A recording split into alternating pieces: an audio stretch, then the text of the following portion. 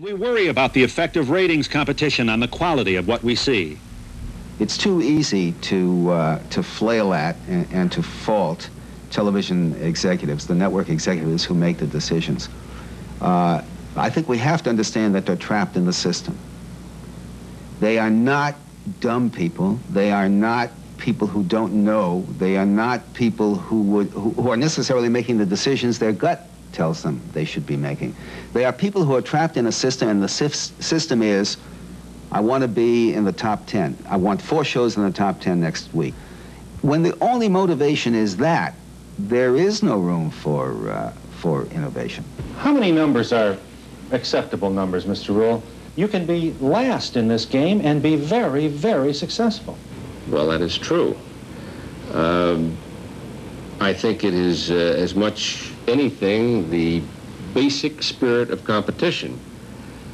You have 3 major networks, and they are all competing for viewers in the same marketplace. And for someone of them or of us to adopt the attitude that, okay, everything is going along, so 3rd isn't a bad position to be in, you can bet that they're never going to be 1. So I think that's a very, very healthy competitive atmosphere in which to live. It's a question, really, of always trying to be a little bit ahead of the public, giving them a little more than we think they want from the standpoint of quality and standards. But you just can't jam it down their throats. You know, I sometimes say that when people criticize the nature of programming, we have to reach a mass audience from coast to coast. If the New York Times is an example, instead of having a circulation of 650,000, had printing presses in different parts of the country, or was able to transmit the newspaper to 20 million instead of 650,000, it wouldn't be the kind of paper they have today. It would be a paper that was attuned to those 20 million people it was trying to reach. Believe me, a group of people don't sit down around a big conference table and say, now what piece of junk are we going to foist on the public next? I mean, the objective, believe it or not, is to try to put some product on the air that is good, that does represent quality, that does enrich the human condition. I know that may sound very hard to understand or believe, but it is really the truth. And perhaps most of all, we worry about the device itself. Whether television is a convenient, wide-ranging source of entertainment and diversion and information, or a kind of tranquilizer, a substitute for more rewarding ways of spending time. Maybe the most significant problem is how much time children spend in front of the set. And that isn't a problem for the industry at all. They spend 25 hours a week in front of that box, on average, American children.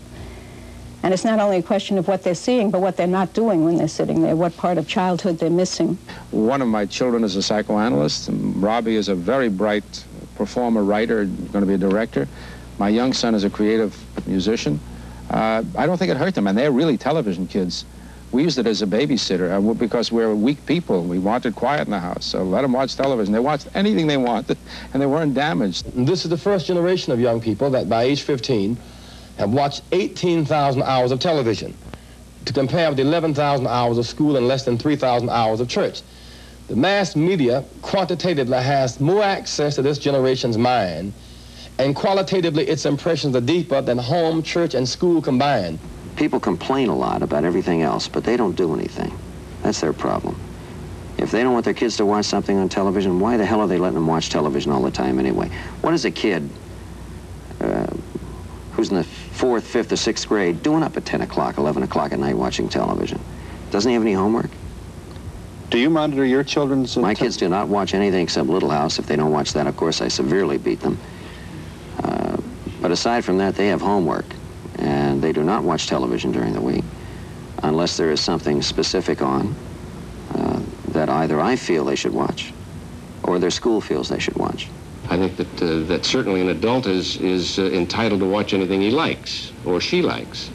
But I think that children must be guided, and also I think that they have to be given some discipline. I think that they shouldn't be allowed to watch subjects that were primarily designed for adult viewing. I think that's completely wrong. So I can't answer your question as to whether 6 hours is too much. It isn't too much if they want it, if they enjoy it, if it helps them, if there was something that indicated this was very bad for them, or they were made retarded or something of that kind, or it didn't advance strongly enough or well enough against others.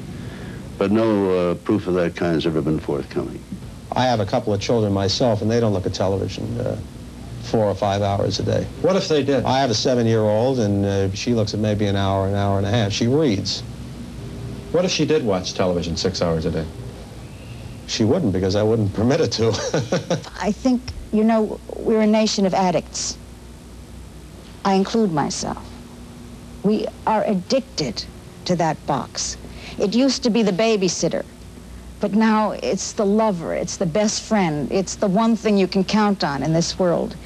And I see people turning to that box when they come home from work, when they say, oh, you know, do something for me. And it should do something more for them. It should reflect more of their own lives. It should inspire them. It should surprise them. It should make them a little angry, put a little controversy on. Something that won't always be like a pleasant soporific. It's a custom in looking back to look ahead, to wonder what the next 25 years of television will look like. But we really don't have to wonder. The tools, the playthings of our future are already in place. But will we want to watch 6-foot-high television screens if the shows we're watching are small in vision and reach? Will we want to record programs to watch again years later if the programs weren't worth watching in the first place? Will we want dozens of channels if the material isn't good enough to fill 2 or 3?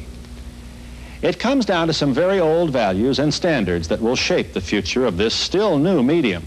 Talent, effort, wisdom, courage.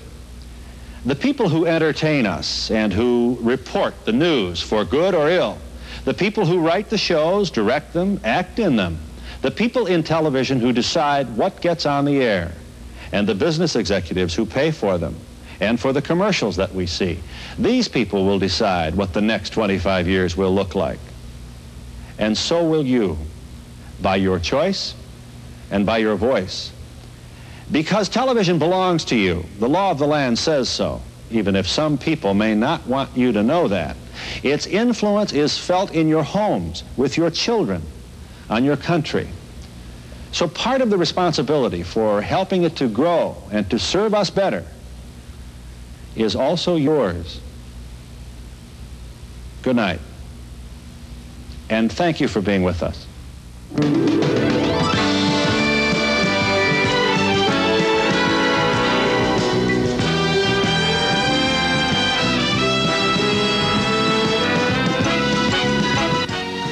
Wednesday, there's an all-new night of comedy on NBC. First, it's the wild world of real people, followed by Different Strokes with special guest Muhammad Ali. Then Larry tries to get it together with his ex-wife on Hello, Larry. And last but not least, Saturday Night Live is now a primetime series. The best of Saturday Night Live, Wednesday on NBC. Stay tuned for Primetime Sunday with Tom Snyder next.